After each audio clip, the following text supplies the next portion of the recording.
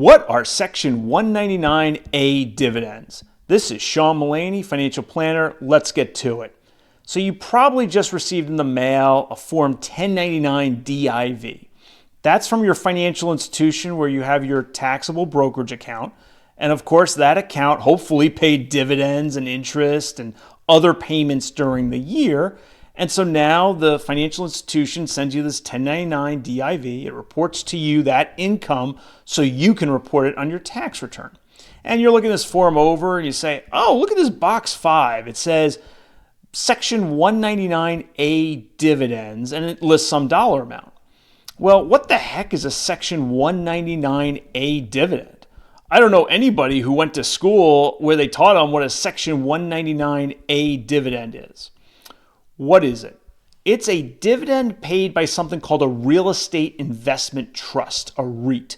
What the heck is a REIT? A REIT is a special kind of company. It's a company that owns mostly, if not exclusively, real estate. It could be apartment buildings, office space, commercial properties, hospitals, hotels is a big one. All sorts of real estate is housed in these REITs. And then the REITs, operate these properties, collect rental income, and then pay 90% or more of their net income to their shareholders as dividends. Late in the year 2017, Congress said starting in 2018, those dividends are going to be so-called Section 199A dividends. And the effect of that is that the taxpayer gets a 20% deduction for the amount of the dividend. That's pretty cool. Let's give you an example, right? So say the taxpayer gets a 1099 DIV.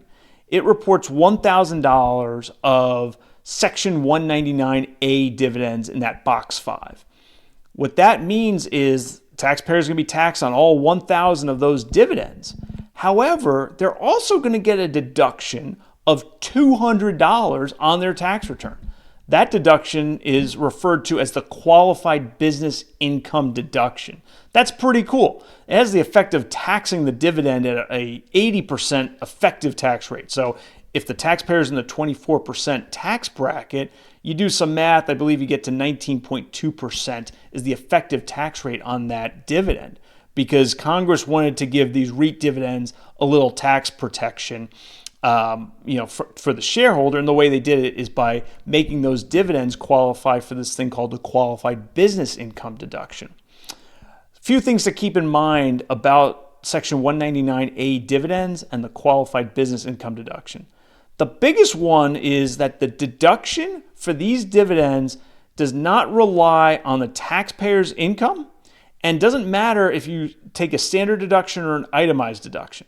Right, so this is a very available deduction, right? So anybody with any income level, you can make $1 billion in taxable income or adjusted gross income. Don't worry, you get the qualified business income deduction on your Section 199A dividends. That's pretty cool. Next thing is, it doesn't matter if you itemize your deductions or you take the standard deduction. Either one works, right? So you can take the qualified business income deduction regardless of whether you itemize or not. So a lot of taxpayers are going to get this deduction. It's computed on a Form 8995. For some taxpayers with a little more complicated circumstances, it'll be computed on a Form 8995A.